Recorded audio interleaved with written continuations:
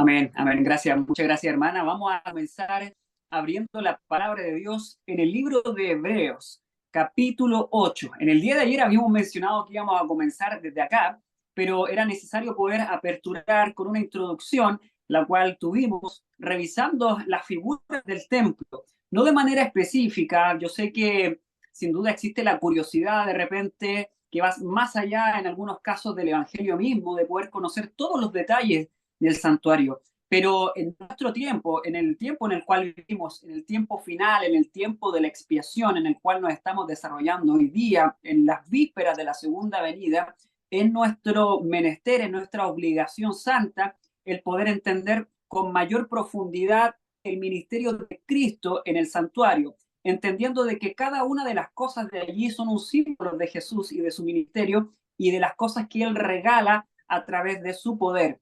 Es por eso que vamos a abrir en el capítulo 8 del libro de Hebreos los asuntos relacionados con el nuevo pacto, aquellas cosas con las cuales en la antigüedad era simplemente una sombra y que hoy día nosotros, viviendo en esta época, podemos palpar la sustancia de lo que antes no se podía tocar. Hoy día podemos disfrutar del elixir que antes solamente podían respirar y no ver. Hoy día nosotros podemos realmente vivir aquellos que en el pasado ellos por la fe simplemente podían creer que en el futuro estas cosas se iban a cumplir.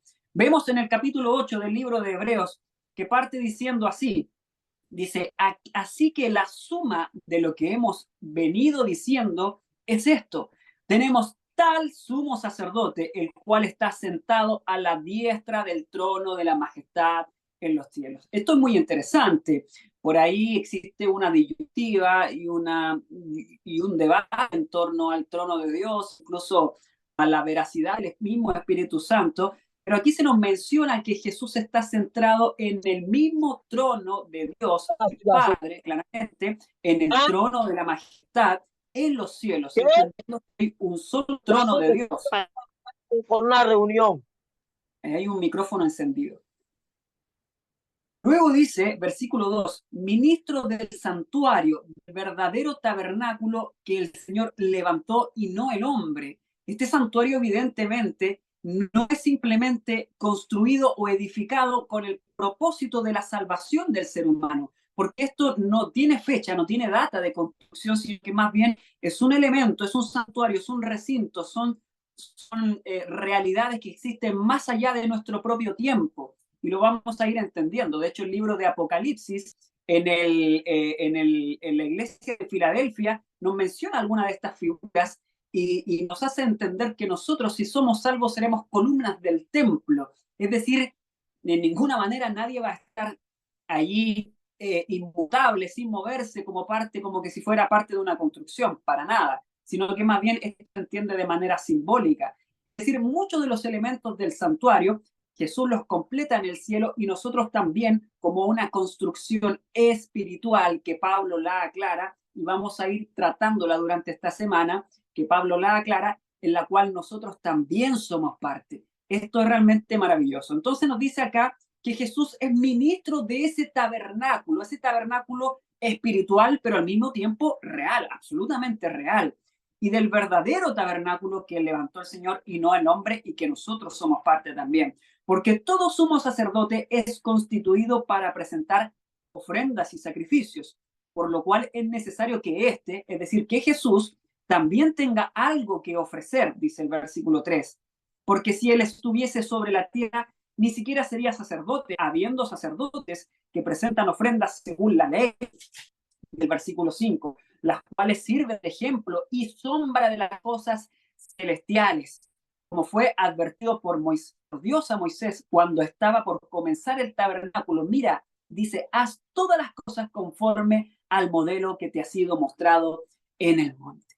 Es decir, si las sombras y las figuras en torno, por ejemplo, a lo que vamos a revisar mañana, que es un tema muy importante, el día de la expiación, era solamente un símbolo, es decir, la realidad de lo que esto significa es realmente un poder supremo que hace con las personas lo que la persona no puede hacer por sí misma, entendiendo que en el día de la expiación cada persona tenía que ir directamente hacia Dios, afligir su alma, entregarla delante de Dios, confesar absolutamente todo pecado conocido que a su mente viniese por el Espíritu de Dios para poder seguir viviendo por un año más. Y en este caso, en la sustancia, en la realidad misma de las cosas, en el santuario verdadero en el cielo, esto es efectivo y la persona ya no solamente vive por un año más, sino que puede vivir por la eternidad. La realidad del lugar santísimo, la realidad del día de la expiación y la realidad del verdadero santuario, el cual estamos leyendo,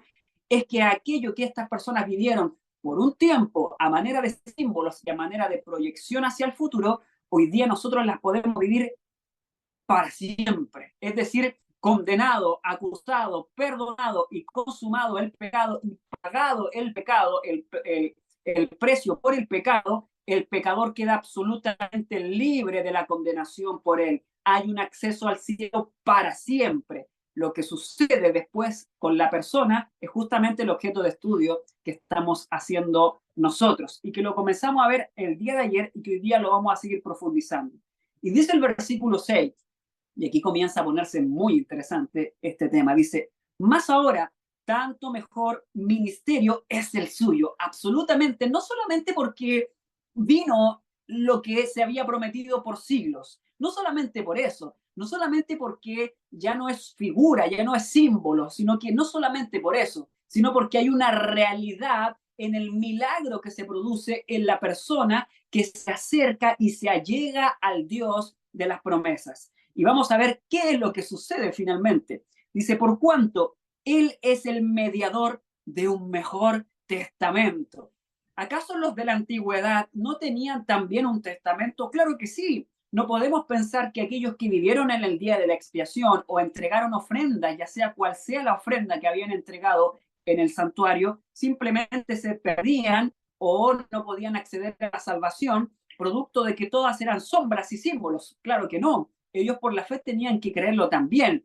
Pero la realidad hoy día es que este versículo nos dice que aquí hay un mejor testamento, un mejor regalo que el que pudieron vivir aquellos en el pasado. Y lo digo con seguridad de lo que estoy diciendo. Absolutamente hoy día nosotros podemos acceder a un mejor regalo que aquellos que accedieron en el pasado. No hay diferencia para aquellos que accedieron en el pasado a la salvación por medio de las sombras y hoy día nosotros por medio de la sustancia, pero sí en la realidad de lo que se nos ofrece. Y lo vamos a explicar. Dice, ¿cuál es entonces este mejor testamento que Jesús nos da al ya estar Él ocupando el espacio del sumo sacerdocio en el cielo, que ha sido establecido sobre mejores promesas? Y eso es la premisa. Este mejor testamento, este mejor regalo, o podríamos describirlo de esta manera, esta mejor envoltura y este mejor producto, podríamos decirlo así para poder entenderlo en forma práctica, este mejor producto que Dios nos entrega desde el santuario celestial, que es un regalo espectacular, es mejor porque está establecido sobre una promesa que es mejor que la que recibieron los antiguos. ¿Ok? Vamos a ver cuál es esa promesa. Dice, porque si aquel primer pacto hubiera sido sin falta, no se hubiera procurado lugar al segundo. Es decir, el primer pacto, el primer testamento, el primer regalo tenía fallas. Y las fallas claramente tenían que ver con que no estaban basadas en la sustancia. No era Cristo mismo el Cordero, no era Cristo mismo el sacerdote, la sangre no era la de Jesús. Eso se tenía que consumar con la venida de Cristo.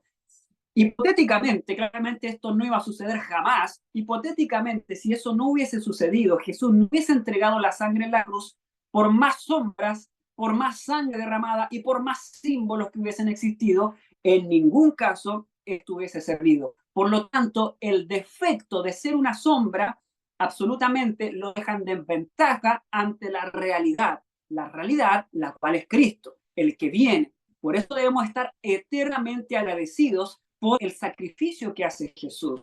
Y ahí la recomendación del cielo a través de la profeta de poder dedicar horas, o por lo menos una hora, a la contemplación del estudio de la cruz y de las horas del sacrificio y los símbolos y las explicaciones en torno a esto, porque esto nos conduce justamente a la consumación del acto mismo de la sombra del pasado, la cual tenía ese defecto. Pero ahora, producto de que la realidad se hace y se consuma, nosotros podemos optar a un mejor testamento. Entonces, no se hubiera procurado un lugar al segundo, pero se procuró claramente porque esa no era lo que Dios venía a entregar. Desde el mismo momento cuando Adán y Eva caen en el pecado, Jesús promete justamente la salvación a través del sacrificio y a través de la consumación de la muerte de Dios y del Hijo de Dios, en este caso, que era de Jesús. Tanto así que Eva, en su mente que estaba, podríamos definirlo, caída, retorcida por producto del pecado. ¿Por qué? Porque dice el libro de la educación que las facultades de Adán y Eva con las cuales ellos habían sido creados decrecieron a tal nivel que casi desaparecieron. Es decir, cuáles facultades físicas, mentales y espirituales. Estas tres facultades perdieron el vigor, el poder con el cual Dios los había creado desde el principio. Estas facultades decrecieron a tal nivel que casi desaparecen, y no desaparecen, creo yo, por misericordia de Dios, porque el pecado tiene un poder destructor tal y Dios quiere que veamos la realidad de lo que significa el pecado, el cual trae la muerte, absolutamente, la realidad, y la realidad es que las facultades que Dios había dado a Adán y Eva, con las cuales los había creado, ya no las tenían. Ellos ya no podían defenderse del pecado y del mal. Estaban en una tendencia por decisión, en una tendencia hacia el mal. Esto no significa que su ser absoluto les impedía poder a ellos no pecar, absolutamente no, porque el pecado es una decisión, no es una condición, el pecado es una decisión. El pecador decide hacer tal o cual cosa, pero en nuestra condición caída, nosotros estamos más inclinados a caernos. Por eso no podemos salvarnos por nosotros mismos. ¿Y por qué estamos inclinados a caernos? Porque las concupiscencias, como lo describe Santiago en el capítulo 1, hacen que nosotros siempre optemos por estas cosas. Y Santiago define perfectamente el pecado. Él dice el pecado no es nada en sí mismo, es decir, no es una condición del ser humano, sino que más bien el pecado es un fruto de la concupiscencia, es decir, el pecado nace producto de la concupiscencia. ¿Y qué es la concupiscencia? En palabras simples, los hábitos.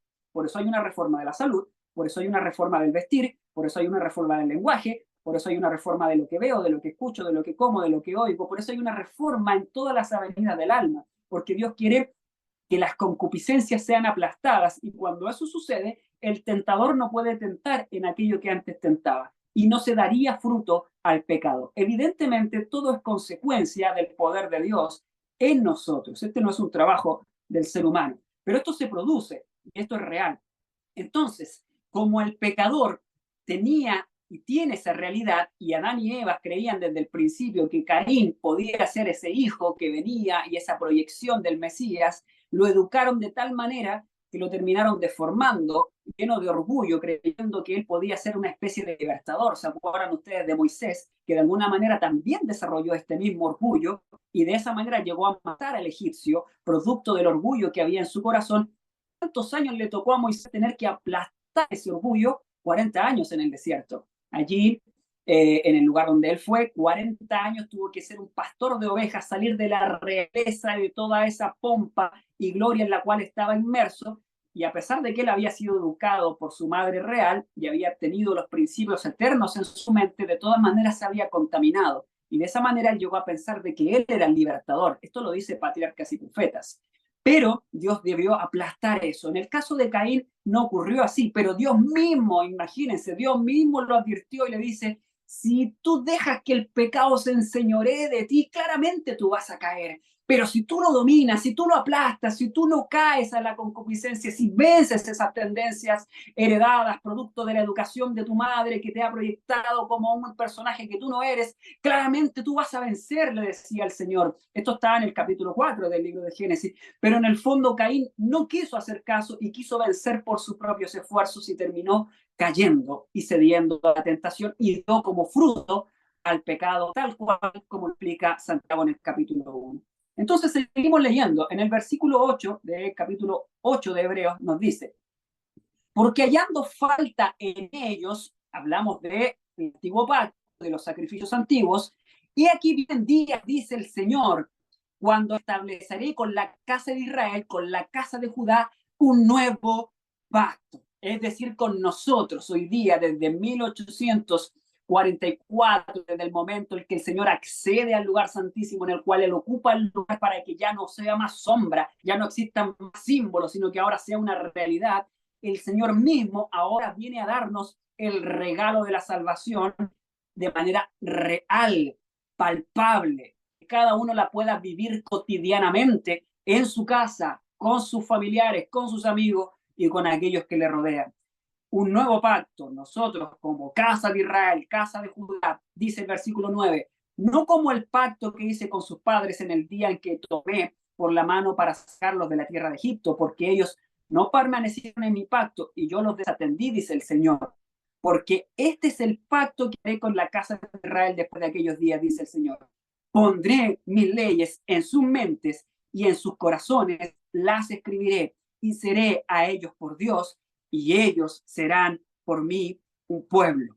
Es decir, esta es la gran promesa del nuevo pacto. Este es el gran regalo de la sustancia. Esta es la gran solidez de lo que hoy día tenemos en el cielo para con nosotros. Es decir, no existe solamente una expectación y un fervor por ir al cielo, sino que aquí existe claramente una realidad absoluta, porque en el cielo no hay cualquiera, en el cielo está Jesús mismo intercediendo, el creador del universo, el cual dijo y se hizo, el cual hoy día dice y que se cree un nuevo corazón y que la ley de Dios esté puesta sobre cada uno de los que hoy día están conectados acá y quieran obtenerlo. Dios dice, escribiré mis leyes en tu corazón y en tu mente. Evidentemente esto se produce en la mente, porque el corazón es solo un músculo. Entendemos que esto es poesía, pero claramente esto es la mente. En la mente donde se producen las decisiones,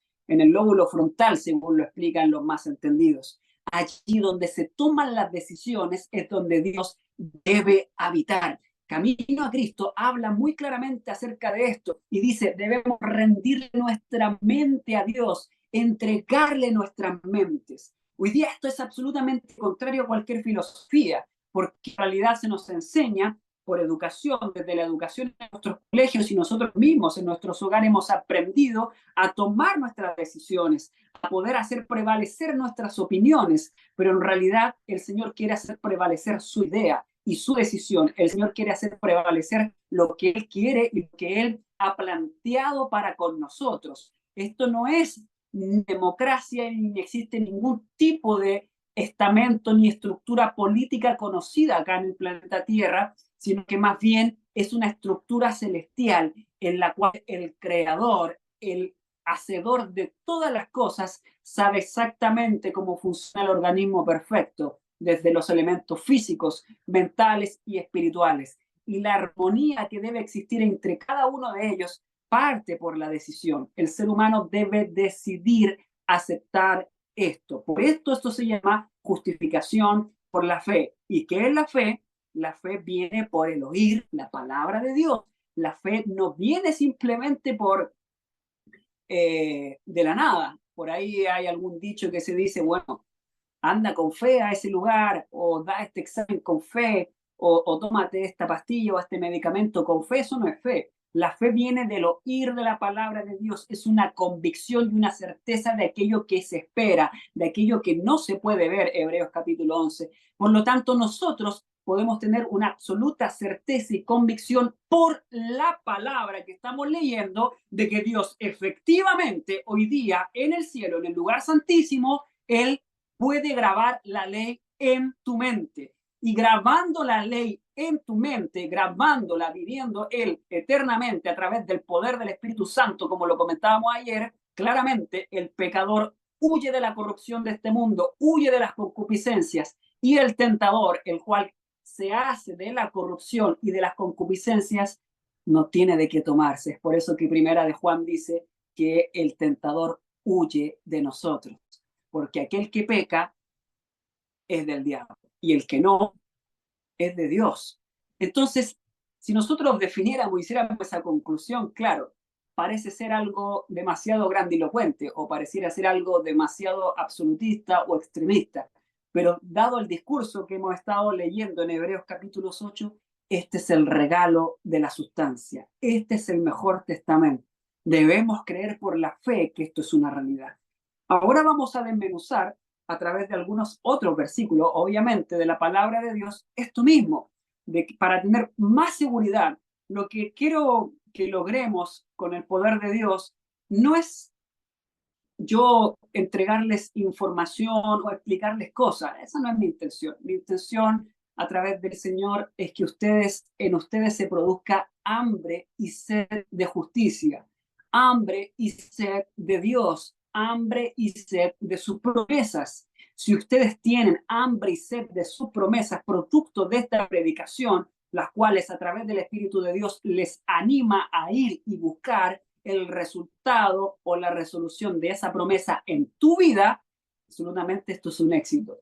Pero no quiero explicar cosas, no quiero definir términos, no quiero explicar los símbolos de manera exacta, quiero llevarlos a que el Espíritu de Dios se manifieste en la vida de manera personal, a que esto sea una realidad, a romper con las cadenas de la impaciencia, a romper con las cadenas del egoísmo, a romper con las cadenas de la avaricia, a romper con las cadenas del orgullo, a romper con cualquier cadena a la cual usted y yo estemos sujetos, más allá de las enfermedades y aquellos malos hábitos que tengamos, a romper con los malos, a los pecados que están arraigados en nuestra mente, ¿ok? Así que vamos a proyectar aquí, tal cual como lo hicimos el día de ayer, vamos a proyectar una situación solamente. El tema de hoy se titulaba el propiciatorio. El propiciatorio, ¿qué es el propiciatorio? Para aquellos que no lo sepan, el propiciatorio es la tapa del arca del pacto, ¿ok? Propiciatorio es una palabra en español, no es una palabra ni hebrea, ni griega, ni nada por el estilo. Propiciatorio es un término que lo entregaron aquellos que tradujeron la Biblia al español.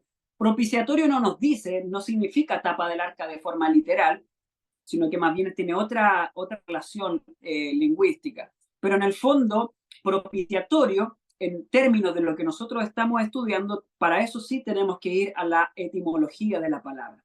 Propiciatorio, en el Nuevo Testamento, está definido en dos capítulos de la Biblia, en dos libros de la Biblia, perdón. El libro de Hebreos y el libro de Romanos. ¿Quién escribió Hebreo? Pablo. ¿Quién escribió Romanos? Pablo. Pablo tuvo una definición súper amplia acerca de estos conceptos.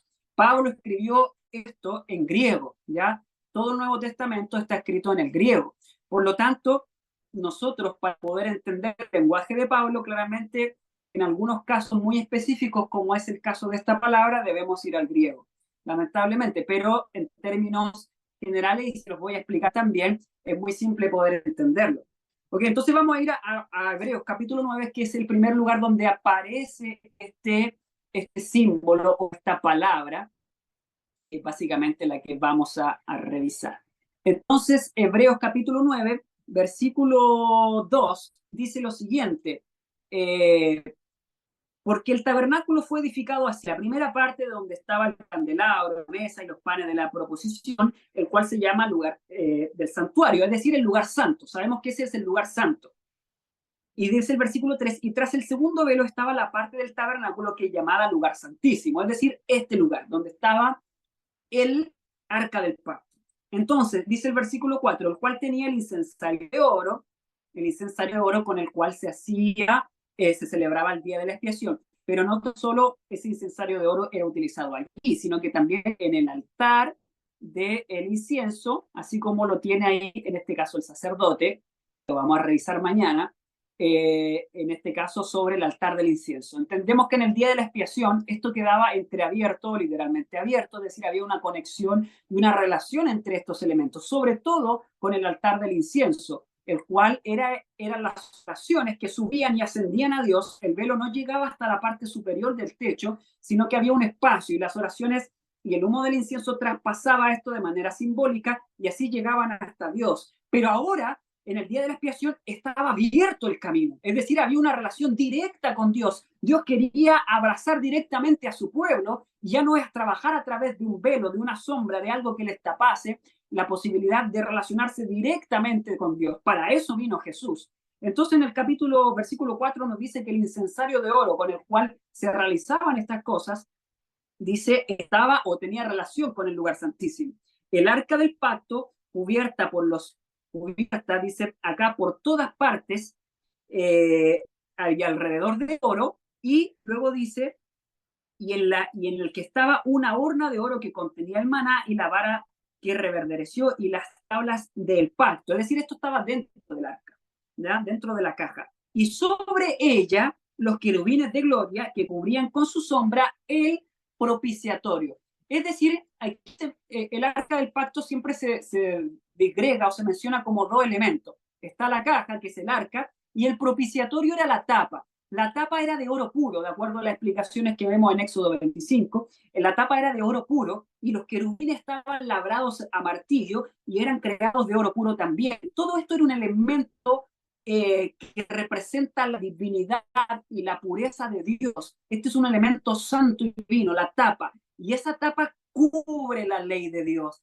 Así como Dios cubre nuestros pecados con su divinidad y no tan solo con la divinidad, porque ahí hay un elemento el cual se rocía sobre la tapa, la cual es la sangre, la que la vamos a hablar enseguida, la cual es la sangre de aquel Jesús que vino hasta nosotros como un ser humano. Esa sangre de la humanidad de Cristo es derramada sobre este lugar.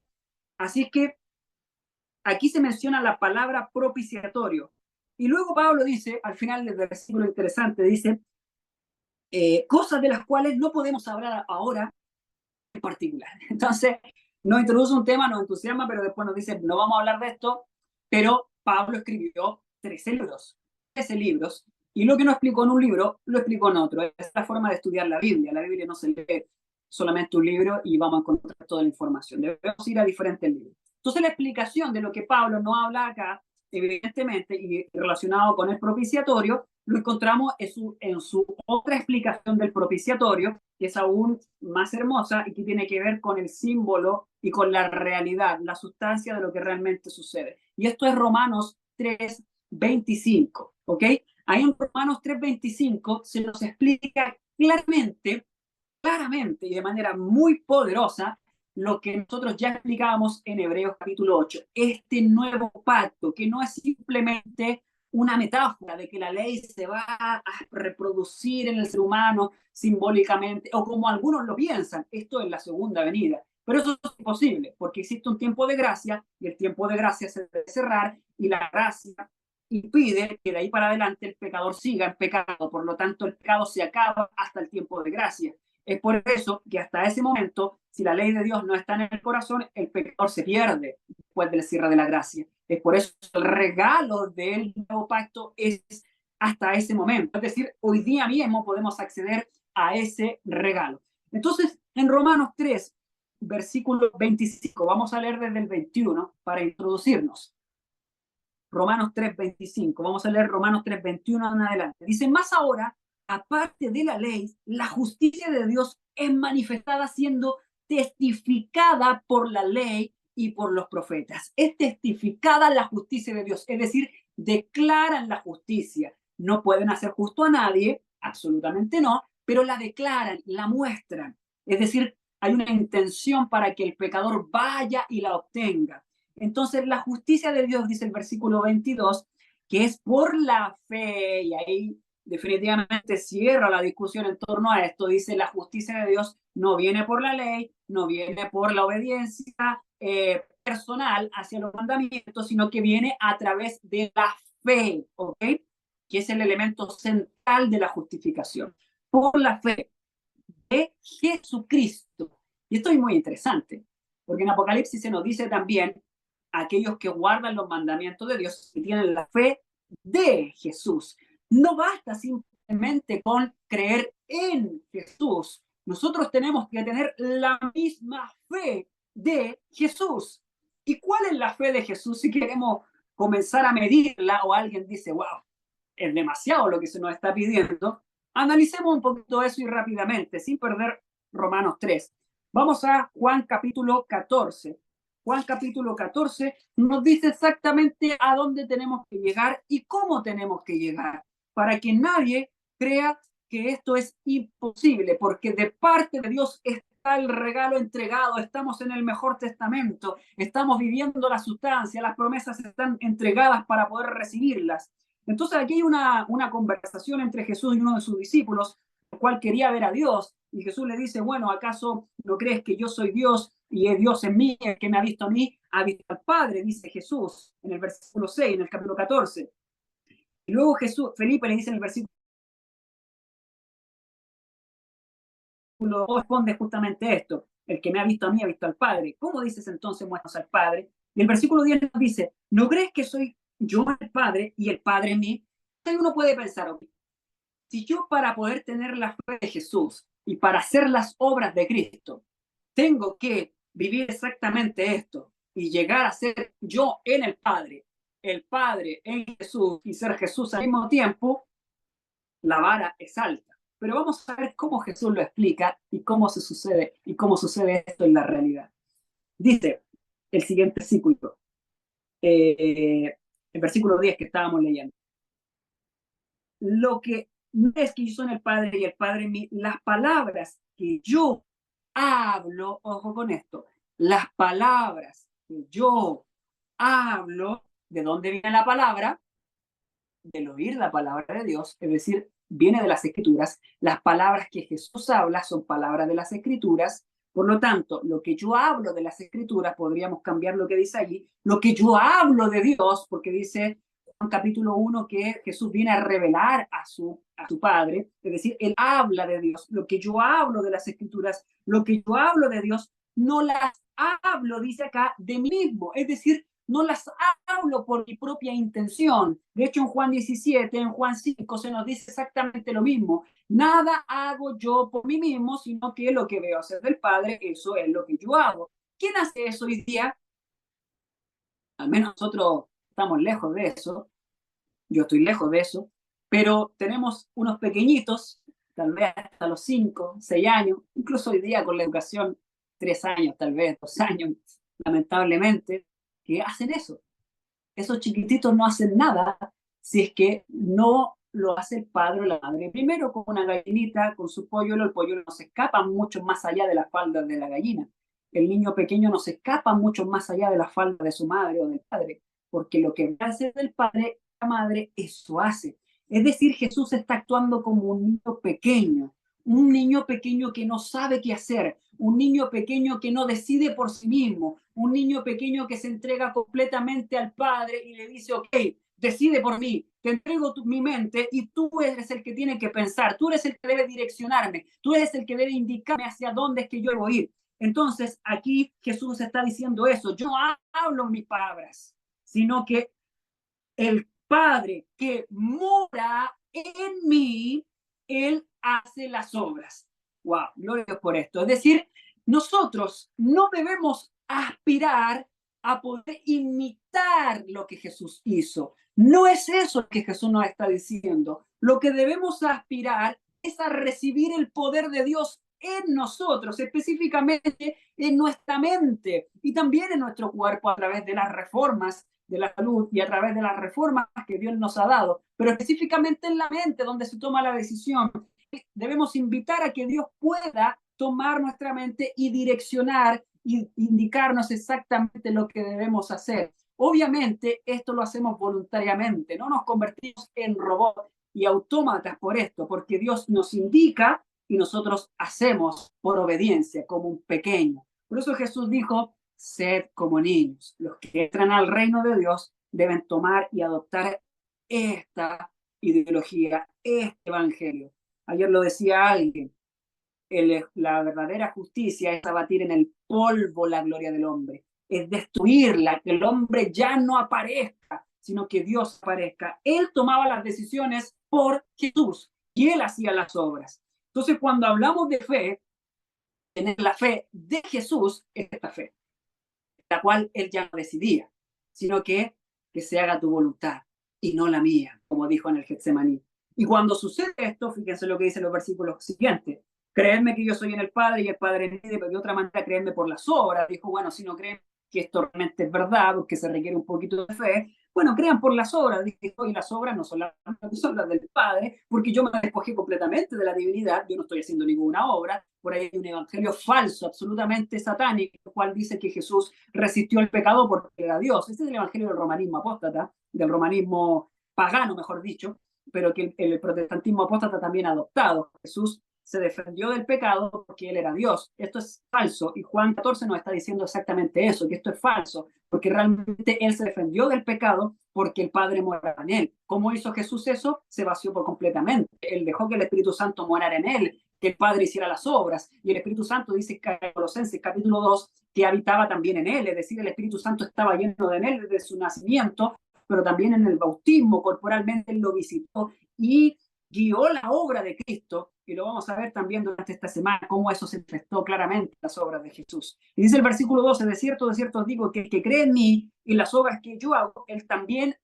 las hará, y mayores que ésta hará, porque yo voy a mi Padre, y todo lo que pides en mi nombre, esto hará para que el Padre sea glorificado en el Hijo. Esto es espectacular. Esto es maravilloso. En el fondo la escritura se responde absolutamente sola. Acá en Hebreo, en Romanos capítulo 3, versículo 22, se nos está diciendo, tengan la fe de Jesús. Altísima, altísima norma. Pero Jesús nos está diciendo, imítenme, como que entendiendo que Jesús vuela con sus alas de águila de un monte a otro, y ¿quién de nosotros puede hacer eso? Ninguno. Por lo tanto, cuando Él nos dice eso, Él nos da también el poder para volar de un monte a otro. Es decir, Él nos entrega su propia justicia, como lo definíamos y lo vamos a definir con certeza. Él no solamente declara a la persona que ya no es un pecador, sino que ahora también Él lo habilita, Él le entrega su vida, la persona ahora posee a Cristo a través del Espíritu Santo, sus dones y sus frutos que los encontramos en el libro de Gálatas. Entonces dice, volviendo a Romanos capítulo 3, dice, tenemos la fe de Jesús, la que habíamos descrito, para todos y sobre todos los que creen, porque no hay diferencia, por cuanto todos pecaron y están destituidos de la gloria de Dios, y todos necesitan lo mismo, absolutamente, siendo justificados gratuitamente por su gracia mediante la redención que es en Cristo Jesús. Y aquí viene el versículo que estábamos analizando. A quien Dios ha puesto en propiciación, propiciación, que es la palabra tapa del arca, la cual contenía, era parte con los querubines que vemos acá en la imagen, por medio de la fe en su sangre. Vamos a ir despacio con esto. Entonces, propiciación, aquí yo escribí algunas cosas en la pared del lugar santísimo para poder explicar esto. La palabra griega de propiciación, por la cual Pablo escribe propiciación, que significa literalmente tabarca, es gilasterión. Esa es una palabra griega, más allá de cómo se pronuncia. Esa es la palabra, ¿ok? Pero la palabra viene del hebreo, que Pablo se la sabía perfectamente, y esa palabra hebrea es caporet. La palabra hebrea caporet aparece en Levíticos capítulo 16, donde se describe el día de la expiación, y ahí se describe el rocío de la sangre sobre la tapa del arca. Ya vamos a ir ahí mañana, ¿ok? Entonces, caporet. Y caporet, como muchas de las palabras que también tenemos en el español, tienen raíces. Y una de las raíces, o la raíz, mejor dicho, de caporet es kafar, que también es una palabra hebrea. Kafar es una palabra que solamente está escrita una sola vez en la Biblia. Esta aparece en Génesis, en el libro de Génesis, eh, capítulo 16, no, perdón, capítulo 6, versículo 14. Capítulo 6, versículo 14. Y aquí aparece otra arca, que no es casualidad que también se llame de esa forma, pero no vamos a hablar de eso ahora, pero podemos también obviamente sacar nuestras conclusiones en relación a esto.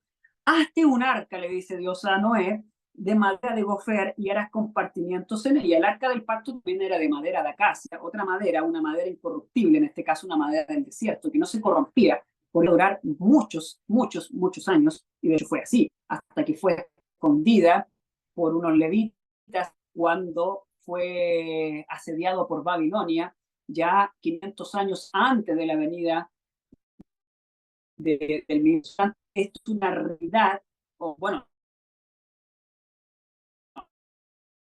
apareció antes. Entonces, esto es una que realmente tenía una pena especial. Y aquí el arca de Noé también, ya por estas personas diferente a la nuestra, también estos elementos por sí solos no pueden resistir, por lo tanto necesitan del poder de Dios. Y aquí está el aditamento, fíjense el aditamento que utiliza Dios para hacer resistir esta madera. Dice, y el arca y la calafatearás con brea por dentro y por fuera. La palabra calafatearás literalmente es la palabra cafá. Cafá significa cubrir, ¿ok? Calafatear, si alguien trabaja en acción, calafatear, tocar, embetunar, revestir, tuco, digamos, una pared lisa, significa esto, cafar, cubrir. Entonces, esta palabra alemana es una palabra que significa asiento de misericordia, ¿ok? Asiento de misericordia, que es una palabra que le escribió el propio Martín Lutero. Martín Lutero fue el primero, no el primero, pero el primero en poder definir estos términos de manera relacionándola con el Evangelio.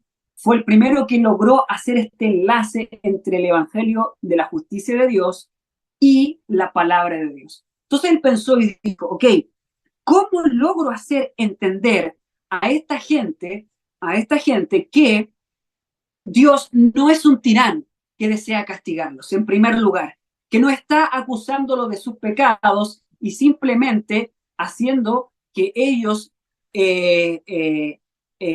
tengan que pagar por ellos, sino que Dios es el que paga por las cosas? ¿Cómo hago que esto sea real? En primer lugar, leyendo los pasajes que estoy traduciendo, entendiendo que aquellos que leían la Biblia eran personas de la calle, es decir, panaderos, granjeros, y muchos de ellos no sabían leer, habían traductores o personas que habían tenido un grado de estudio de lectura que podían leerle a los demás, desde los niños hasta los adultos. Entonces él pensó, ¿cómo logro hacer que el evangelio en el cual Dios nos ha dado gratuitamente la salvación pueda entrar en el corazón de esta persona y cambiar absolutamente el paradigma de que Dios nos exige algo que tenemos que hacer para ser salvos?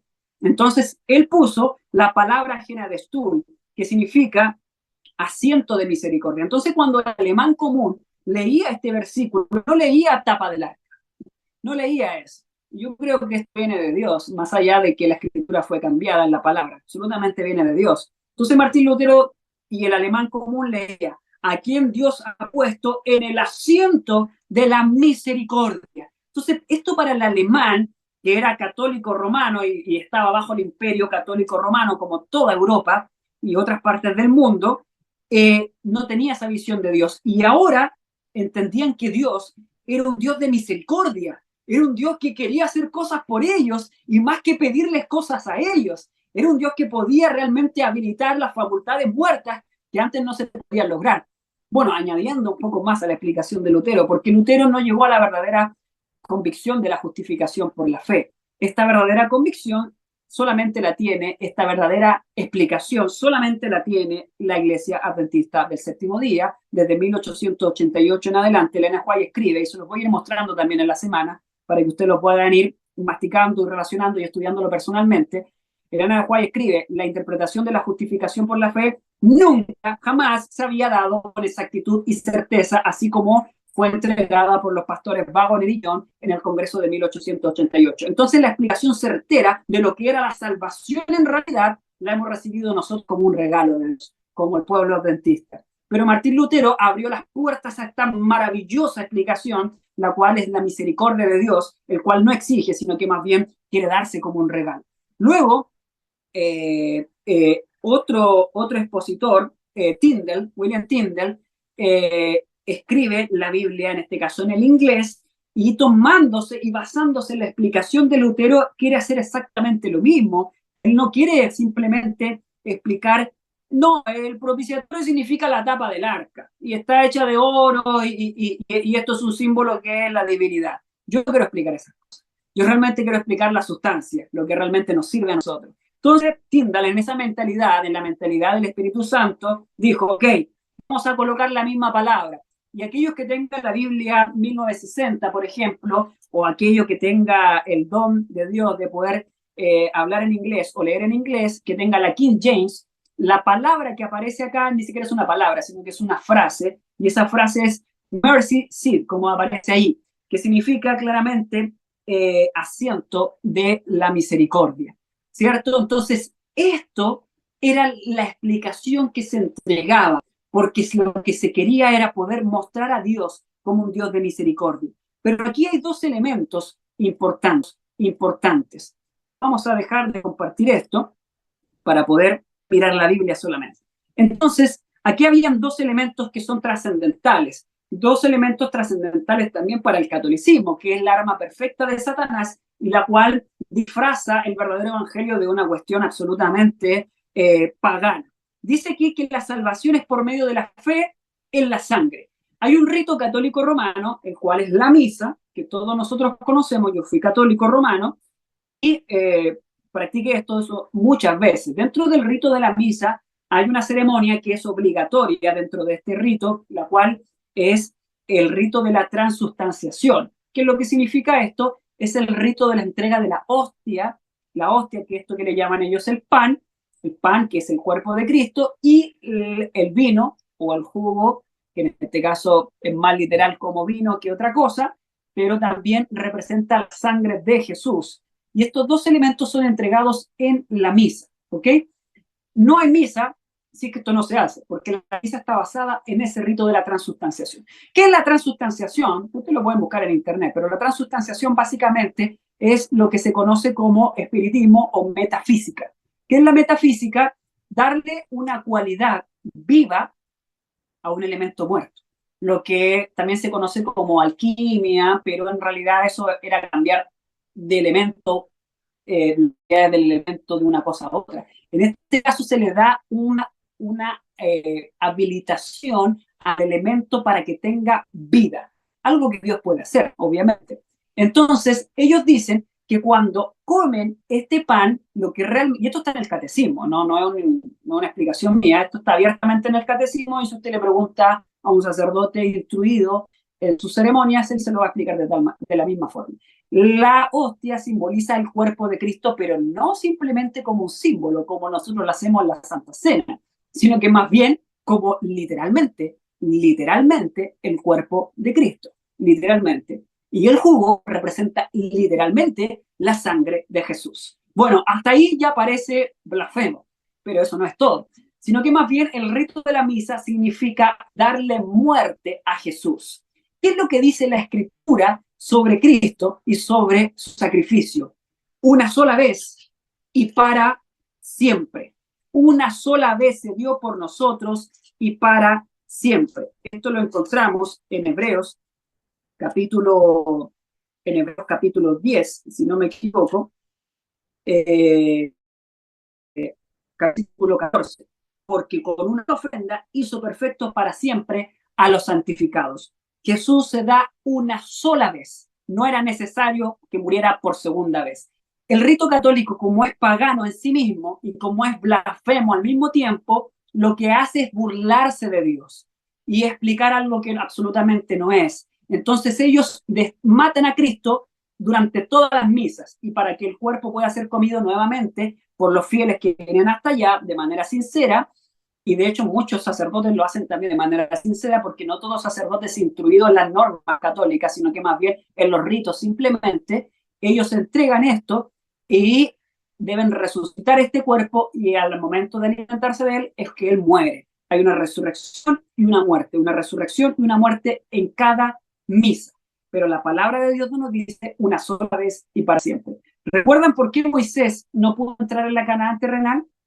Porque se enojó con los israelitas, porque ya los tenían harto. En realidad, si uno estudia, lee la historia, hay que tener paciencia, y ese hombre tenía una mansedumbre y una paciencia que venía solo de Dios. La ley como símbolo en él se produjo, imagínense, como símbolo, como sombra. Hoy día estamos en la sustancia, podemos aprovecharnos también y obtener la paciencia de Moisés. Entonces Moisés no pudo entrar a la tierra prometida porque él se enojó. ¿Y qué hizo? Golpeó la roca. ¿Qué le dijo Dios a Moisés ahí en Génesis 22? Le dijo: háblale a la roca, háblale una sola vez, háblale. Y vino y la golpeó. Y lo interesante para la escritura y para la explicación es que Moisés golpeó 2 veces la roca. ¿Quién es la roca? Jesús. ¿Cuántas veces tiene que ser golpeada, herida la roca? Una sola vez. ¿Cuántas veces golpeó Moisés la roca? 2 veces. Él conocía los símbolos. Él sabía perfectamente lo que debía de venir. Él había visto ahí en el monte hasta los tiempos actuales, hasta el sacrificio de Cristo, y se le mostró a él de manera maravillosa, y por eso él ascendió al cielo también. Entonces, esta persona no fue simplemente excluida de la Canaán terrenal solamente porque se enojó y perdió la paciencia. Pues eso podría ser un pecado tal vez perdonable, no aceptable obviamente, pero perdonable. Pero realmente lo que condenó a Moisés de excluirlo de ese lugar fue que él no aceptó el sacrificio de Cristo en ese momento. De manera simbólica estamos hablando, obviamente. Él no acepta el sacrificio de Cristo y le golpea 2 veces a la roca, cuando la roca, en este caso, ya no hay que matarla nuevamente, ya no hay que herirla otra vez. ¿Qué es lo que hay que hacer con Dios? Hablarle, orar con Él y obtener todo lo que pidieras al Padre en mi nombre, eso haré.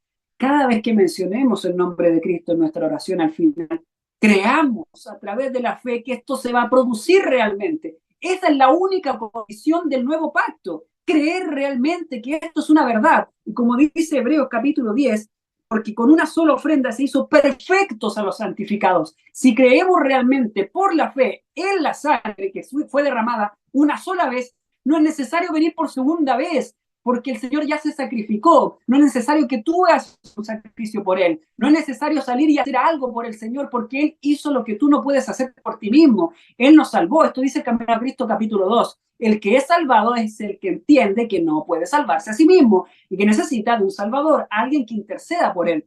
Y por eso en el versículo 15 y 16 se repite la promesa. Pacto 9 dice, y el Espíritu Santo también nos da testimonio, porque después había dicho, fíjense, este es el pacto que haré con ellos después de aquellos días, dice el Señor, daré mis leyes en su corazón y en sus mentes las escribiré. El nuevo pacto produce eso. Vamos a volver a Romanos 3:25 para ir finalizando con la explicación. Entonces, aquí dice que por medio de la fe en la sangre, es decir, la sangre está asegurada. Eso es lo que tenemos que tener claro. La sangre está asegurada. Debemos creer que esa sangre tiene poder. Ya está sobre el propiciatorio. El propiciatorio que no tiene vida en sí misma, pero debajo de él está la ley de Dios, la cual tampoco tiene vida en sí misma, pero la ley de Dios tiene la facultad de acusar de alguna manera o de definir quién es el que entra o no entra al cielo. Porque la ley de Dios es la que me acusa. La ley de Dios es nuestro ayo para ir a Dios, dijo Pablo. Si yo no conociera la ley de Dios, si yo no hubiese encontrado la ley, yo no iría a Dios, pero como la ley existe, ahora yo puedo ir a Dios. ¿Qué de la ley? La perfección de la ley. Y como yo veo que yo no soy como la ley, yo debo ir a Cristo para que Él me haga como la ley, o más bien que la ley habite en mí, en mi corazón y en mi mente. Y de esa manera la ley que me estaba acusando deje de hacerlo, porque ahora la sangre de Jesús, de aquel que está en el cielo, está en mí también. La sangre de Cristo y la mentalidad de Cristo está en nosotros también. Y toda la plenitud de la deidad, como dice Colosenses capítulo 2, si lo podemos ver así súper rapidito, Colosenses capítulo 2 nos dice exactamente esto. Jesús no nos entrega solamente el perdón. Jesús nos da más que eso. Dice Colosenses 2:9, porque en Él habita corporalmente la plenitud de la deidad. Es decir, en la humanidad de Jesús habitaba corporalmente Dios Padre, que hacía las obras, y el Espíritu de verdad, quien le daba el poder para sanar, para poder tener un carácter perfecto delante de Dios. Es decir, toda la deidad actuaba en conjunto. Y cuando Dios ofrece su sangre a nosotros a través del propiciatorio, ¿qué es lo que te regala? La plenitud de la deidad. Él entrega toda esa plenitud. Esto es maravilloso. Entonces, se nos dice que eso se puede obtener solamente con la fe. Y la fe no es algo menor.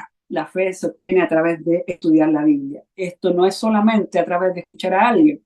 Por eso yo no vengo a explicar cosas. Yo vengo a producir deseo en el nombre de Dios de que usted mismo estudie esto personalmente. De hecho, no crea lo que yo estoy diciendo. Revíselo, verifíquelo en la palabra de Dios para que allí usted pueda encontrar la respuesta clara del Espíritu Santo. Para manifestar su justicia, dice el versículo, por la remisión de los pecados pasados, en la paciencia de Dios, para manifestar su justicia en este tiempo, para que Él sea justo y Él justifique al que cree en Jesús. ¿Para que en que sea justo? Dios sea justo, porque aquí menciona para que Él sea justo. Les voy a mostrar una cita el día de mañana, la vamos a guardar y vamos a dejar la expectación para el día de mañana, la cual nos habla acerca de esto. Porque el que está siendo juzgado, más allá de que el juicio investigador es para la salvación entre usted y yo, realmente el que está siendo juzgado y el que finalmente debe triunfar y dejar de ser juzgado y acusado, no somos nosotros, es Dios. Dios es el que fue juzgado en el principio y el que tiene que salir absuelto de ese juicio y declarado como no culpable es Dios. No que Dios se vaya a perder, sino que Dios, toda criatura, y por eso el conflicto de los siglos termina con esa maravillosa declaración, toda obra animada e inanimada en su belleza sin mácula declaran que Dios es amor. Todos lo declaran, pero los perdidos, incluso antes de ser destruidos, la tercera venida de Dios, ellos se arrodillan y dicen justos y verdaderos son tus juicios y reconocen que Dios realmente es amor y que deben ser destruidos. Lo reconocen absolutamente. Es decir, se destruye el juicio en contra de Dios.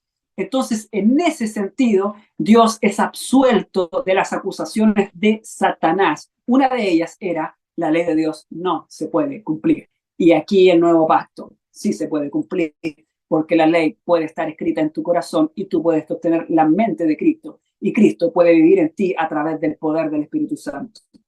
Entonces, dice el versículo 22, ¿dónde pues está la jactancia? ¿Queda excluida? ¿Por cuál ley? ¿De las obras? No, sino la ley de la fe.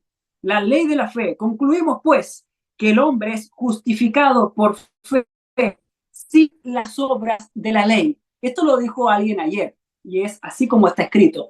Nosotros somos justificados sin las obras de la ley. Camino a Cristo dice que las obras son un resultado de la transformación.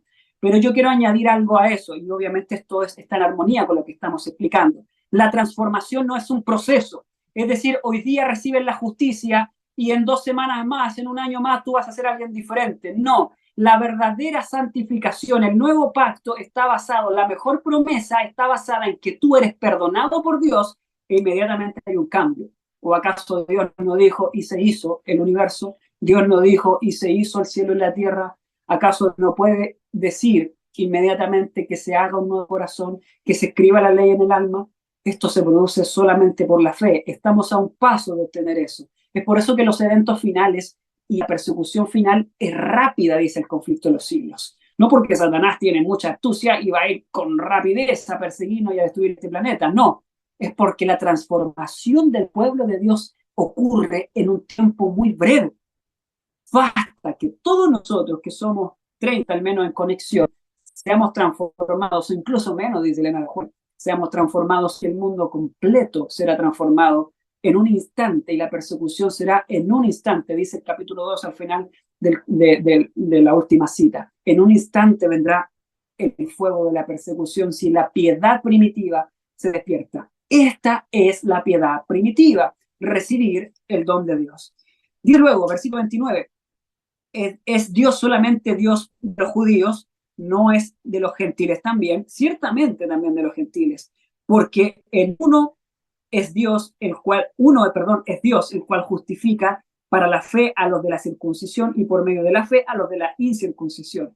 Entonces, ¿invalidamos la ley por la fe? De ninguna manera. Antes bien, confirmamos la ley, porque la ley ahora es parte de nosotros. La ley ya no es simplemente un tropiezo, ya deja de ser la ley de muerte y la de condenación, ahora es una ley de vida, porque la ley de Dios es el mismo carácter del Señor para con sus hijos.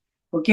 Entonces, esto vamos a conectarlo mañana de manera especial con el día de la expiación.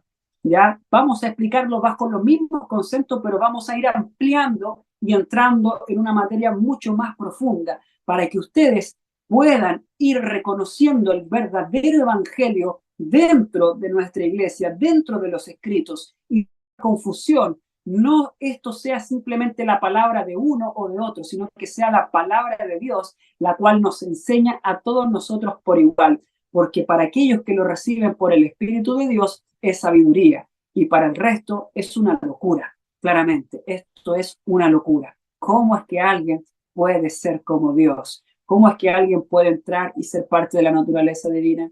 Esto es un regalo de Dios. Esto no es una obra nuestra. Así que vamos a orar para culminar el tema de hoy. Señor del cielo, gracias, Padre, porque hemos recibido el maravilloso regalo del nuevo pacto, aquello que está estipulado sobre mejores promesas. Y vaya, qué mejores promesas, las cuales hablan de transformación total de nuestro ser. Ya no tener por qué seguir rindiéndonos delante del pecado, ya no tener por qué seguir siendo sumisos al pecado, ya no tener por qué seguir viviendo en esclavitud del pecado, romper con toda cadena de obligación para con Él y vivir en santidad. Esto viene de usted, ningún ser humano lo puede producir, solamente Cristo pudo hacerlo, porque en Él estaban fundidos aquellas cosas desde la fundación del mundo, y Él, siendo Dios, despojándose y humillándose absolutamente, vino delante de nosotros y vivió esta vida perfecta por nosotros, para que nosotros podamos simplemente recibir esos beneficios.